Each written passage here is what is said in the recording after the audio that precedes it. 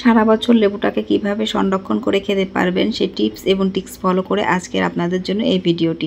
আশা করি সবার কাছে আমার এই ভিডিওটি ভালো লাগবে এবং এর সঙ্গে থাকছে গোপন টিপস, যে টিপস ফলো করলে আপনারা কখনোই লেবুতে তিতো অনুভবটা করতে পারবেন না। একদম ফ্রেশ যেমন লেবুটা আমরা বাজার থেকে নিয়ে এসে খাই ঠিক তেমনটাই লাগবে। তার জন্য ফার্স্ট থেকে লাস্ট পর্যন্ত ভিডিওটি দেখতে হবে ডিটেলসে, দেন আপনি ট্রাই করবেন। আশা করি আপনার কাছে ভালো লাগবে। তাহলে চলুন আজকে সরাসরি চলে যাচ্ছি আমার আজকের ভিডিওতে। তো এখানে আমি লেবুর সংরক্ষণ করার জন্য এখানে আমি 120 পিস লেবু নিয়েছি। আর এই লেবুটা একদম ফ্রেশ টাটকা, আমি নিজে গাছ থেকে ছিঁড়ে নিয়ে এসেছি।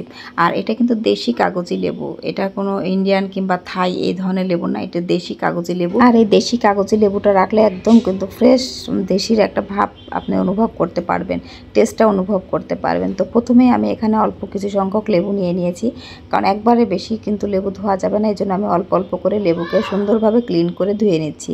আর এখন দেখুন লেবুগুলো কিন্তু অনেকটা ফ্রেশ হয়ে গেছে। আর লেবুর গায়ে কিন্তু অনেক পরিমাণ নোংরা থাকে, তো আপনারা চেষ্টা করবেন 2 থেকে 3 বার করে এরকম ডুবন্ত পানিতে বারবার করে লেবুটা ধুয়ে নিতে। আর লেবুটা ফ্রেশ হওয়ার পরেই কিন্তু এটা কাটতে হবে, আর এতে কোনো রকম পানি থাকা যাবে না। তো যেহেতু লেবুর রসটা আমরা সংরক্ষণ করব, এজন্য পানিটা অবশ্যই পুরোটা ঝরিয়ে নিতে হবে। তো লেবুগুলো এখানে আমার ধোয়া হয়ে গেছে দেখুন। আর এখানে কিন্তু একদম শুকনো শুকনো, এর মধ্যে কিন্তু কোনো পানি নেই। আর আমি যেভাবে লেবু কাটি সেটাই আপনাদেরকে আমি দেখাচ্ছি। আর লেবুটার কিন্তু মাঝখানের যে আঠিটা সেটা আমি আলাদা করে বের করে নেই। আর এ ধরনের পাতলা পাতলা করে কাটলে কিন্তু লেবুটা পরে চিপা খুবই সহজ হয়ে যায়। তো আমি এই ধরনের কাটি, আপনারা যেভাবে খুশি কেটে নিতে পারেন, তাতে সমস্যা নেই। এই যে আমি আটিটা এইভাবে বের করে নিলাম। আমি সবসময় বরাবরের জন্য এইভাবে কিন্তু লেবুটা কাটি, আর এতে চিপাটা খুবই সহজ হয়ে যায়। তো ভাতের সঙ্গে আমি যখন লেবু খাই তখনও কিন্তু আমরা এইভাবেই কেটে নিই। আমি এখানে অনেকগুলো পরিমাণ তো লেবু, যার কারণে কিন্তু আমার কাটতে অনেকটা সময় লাগবে।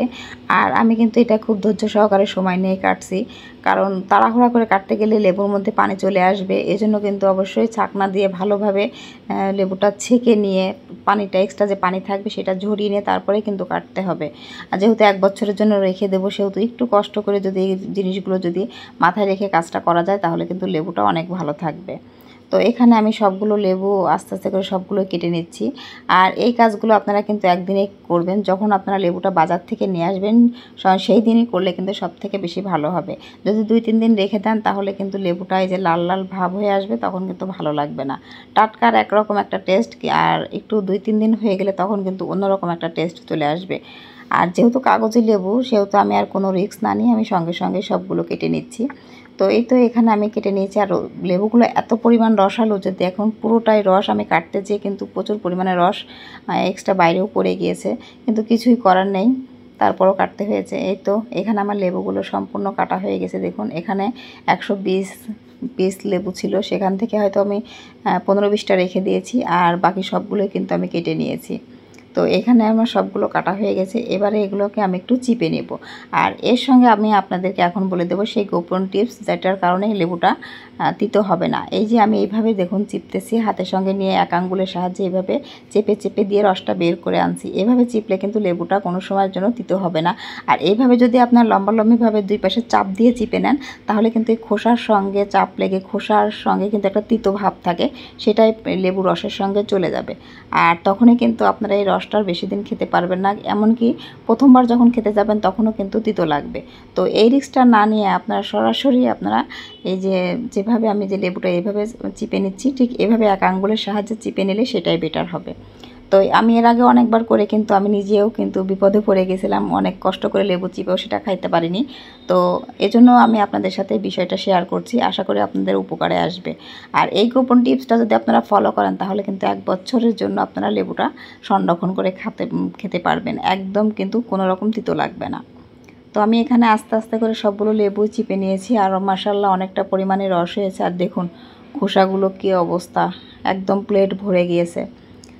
তো এখানে অনেক পরিমাণ কিন্তু বীজ আছে, আর এই বীজগুলোকে এবার আমি একটা চামচের সাহায্যে আস্তে আস্তে করে তুলে ফেলে দিয়েছি। আর এবার ফ্রেশ যে লেবু সেটাই বের হয়েছে। আর এখানে আমি এই যে মিরিন্ডা 250 ml যে বোতলগুলো আছে ডিঙ্কুর, এগুলো বাচ্চারা খেয়ে কিন্তু রেখে দেয়, অনেকের ঘরে কিন্তু থাকে। আর এই বোতলগুলোই কিন্তু আমি এবার ইউজ করব। এগুলো পানি দিয়ে ধুয়ে ভালোভাবে শুকনো করে রেখে দিয়েছি, আমি শুকিয়ে রেখে দিয়েছি আর কি। আর এগুলোই এবারে আমি এই যে বোতলগুলোকে আমি এবার ভরে নেব। এই ধরনের ছোট ছোট বোতলে যদি আপনি রাখেন তাহলে আপনি যখন যেটা খাবেন দেখা যাচ্ছে একটা বোতল বের করলে কিন্তু আপনার 1 সপ্তাহ 10 দিন এরকম চলে যাবে। আর আমি এই লেবুগুলো কিন্তু সংরক্ষণ করতেছি আগামী রমজানের জন্য। আমি প্রত্যেক বছরই এই ধরনের এই কাজটা করে থাকি, কারণ রমজানের সময় কিন্তু লেবু একদমই পাওয়া যায় না, যদিও পাওয়া যায় তাতে কিন্তু রস থাকে না আর প্রচুর পরিমাণে দাম থাকে।